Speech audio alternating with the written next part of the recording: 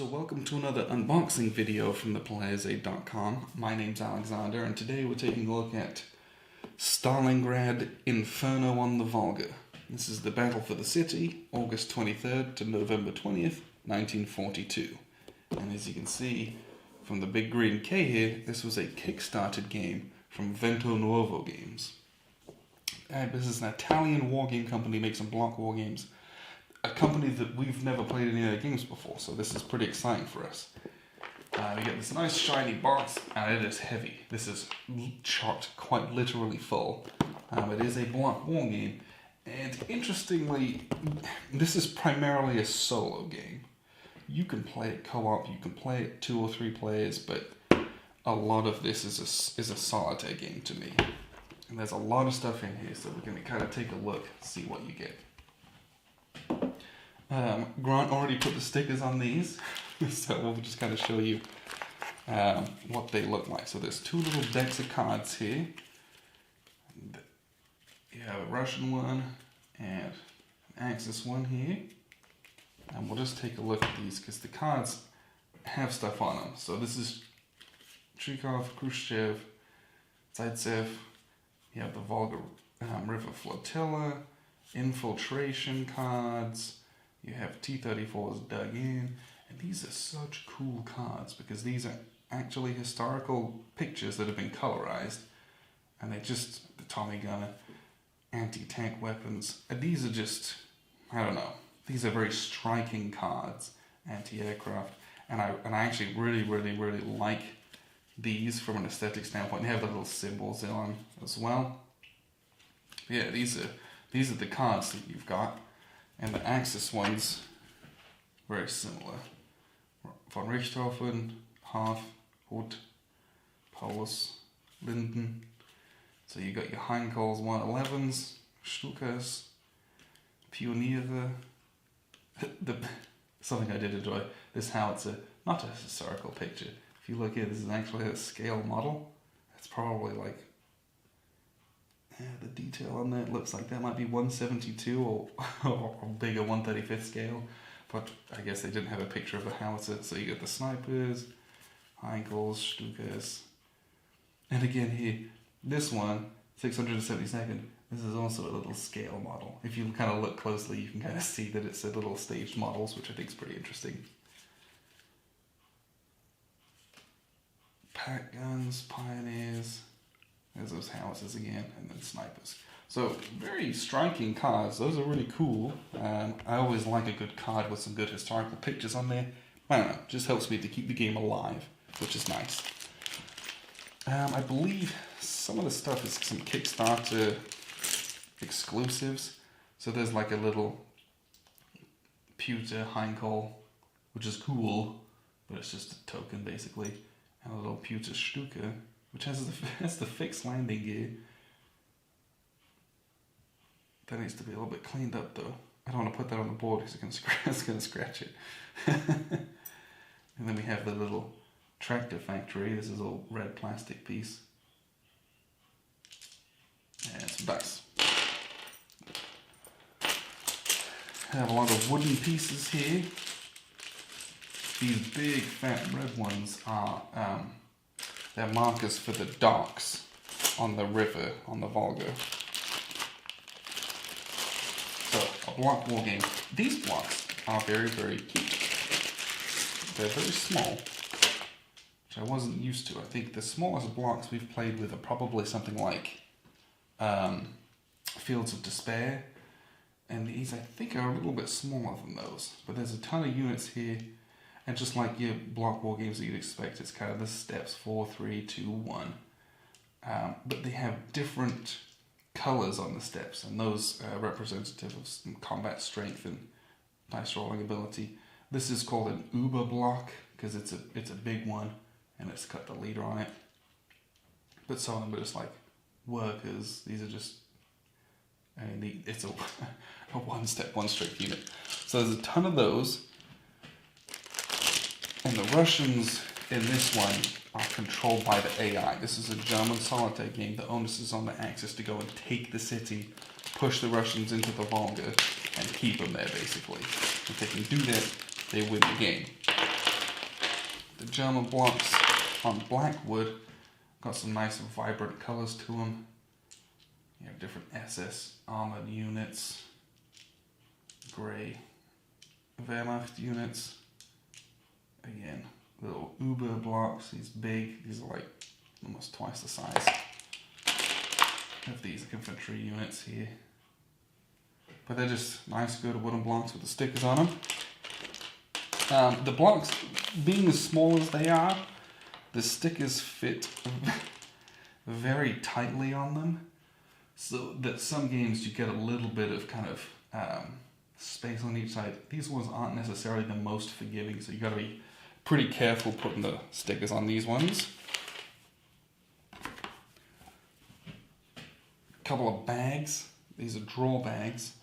These ones were funded through Kickstarter. I don't think they're an exclusive, but these are a nice material, and they have kind of, you know, T-34 little soldier on there. But those are cool. I think I want to say you draw Russian units out of those, but I'm not entirely positive on that. So we have the rule book. So this one is kind of the main normal rule book.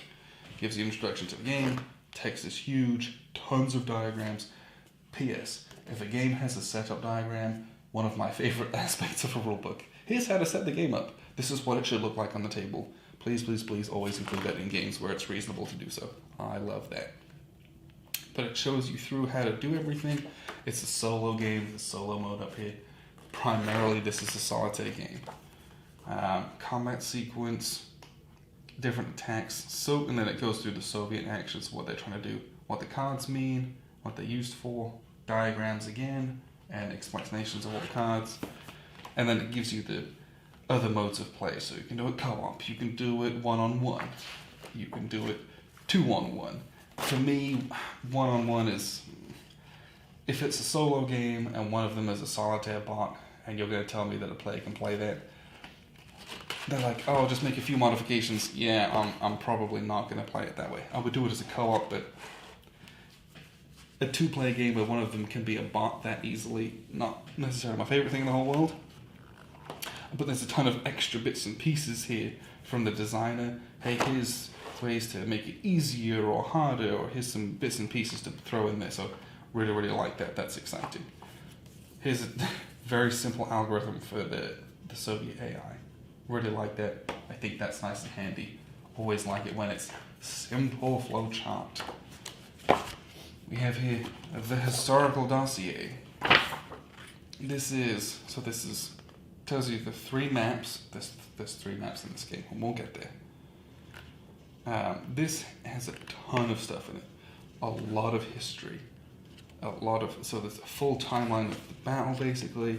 Here's the main kind of players, the leaders, history behind them, who they were, what they're trying to do.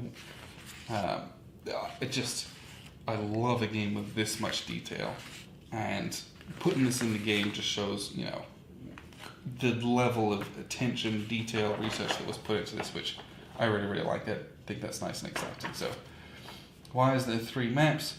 There's the normal game map, there's a naked map, it's the same thing without the grid, and then there's the collector's edition map. It's smaller in area, but within a large scale. So I'm not sure. We'll take a look at that, see if that's something. Well, I don't know if we have that. Life and Death in Stalingrad. This is an interesting piece of literature. So it talks about basically the misery of Stalingrad. Just to kind of some more story there. But the life in Stalingrad part is some strategy here. Here's how to succeed. Here's some things that you should look at. Here's how to not entirely lose. It even has Soviet stuff as well for two-player games, things like that. So a little bit of strategy guide, a little bit just more stuff to read. Really, really like that. Okay, so here's map number 1. Alright. This is basically just a nice map. This is put it on the poster, put it on the wall. This doesn't have any kind of gameplay value. It's just is a nice map of what they built that off of. So it's cool, but we don't need to worry ourselves about that too much. Now, there is a mounted board right here. It is very difficult to get out of this box. If I knew this was gonna happen. Okay. So this is the other map. So there's two maps. This is the mounted one, which we'll take a look at first. This mounted map. Ooh, let's get it. It is a very nice looking map. I mean, it has a lot of detail on it from what you'd expect and what you're looking at. Okay, this German reinforcements chart down here, basically you put your blocks of these types face down and you roll dice, and based on the kind of line, that's what you pick up. Pretty cool. There's some holding boxes up at the top, which we'll get to, but you can see these hexes are huge. Put a couple pieces in. Big ones. Just, I mean, you can put 3 blocks in here nice and easy, and there's still a ton of space. So I actually appreciate that. You're not going to get any clutter in this game in that way. Because, you know, you do have a few other markers and bits and pieces that you'll be putting out. The kind of white circles for rubble, which can happen in the white circled areas, imagine that. And these red ones are where you can build those big docks, which are these big red ones for ferrying guys across. So you can have a few markers, a few blocks, still not going to be too terribly messy, but the detail on the map's actually really cool, and it's taken from, I don't know if they show it here, but literally they had an aerial photograph and basically kind of scanned it and then created this map based on that. So it's down to the T, incredibly accurate from the buildings, the locations, the scale, everything on there. And I think that's really neat that they did that. It's just good fun. This one here is basically the same thing, but like they said, it's kind of zoomed in and scaled in, and it just doesn't have all this extra land down the bottom. I'm pretty sure that's what they said, right? Is it the same? It might just be identical. I'll have to take a little look at what they were talking about with that collector's edition, and they said it was... Yeah, these are both a zoomed in version of this. This is just for looks though. So I guess this is just an unmounted version, which is fine. I might never use this because I'll always use a mounted map if there is one. But the only thing that concerned me with this game out of the box is this board and how difficult it was to get out of that box. And it's because when it was made, it's not really particularly even, especially on this, kind of on these sides. So it doesn't fit kind of neatly and squarely. Each side is a little bit bigger than you might expect it to be because it's not necessarily trimmed properly. Doesn't hurt the board in any way, folds out and it's perfectly square and it's great. It just means it's a little bit tight in the box, so just be aware of that. That's what kind of happened with us. I had a hard time getting it out the first time. But a solitaire game, a hex and counter, or a hex and block game that gets me into the nitty-gritty of urban fighting. I like that kind of thing. This is a company I've never worked with, never played any of their games with, so I'm excited to play this, especially solo. We'll play it probably co-op as well, just for fun, just to see what that's like. That's it. That's Stalingrad, Inferno on the Volga.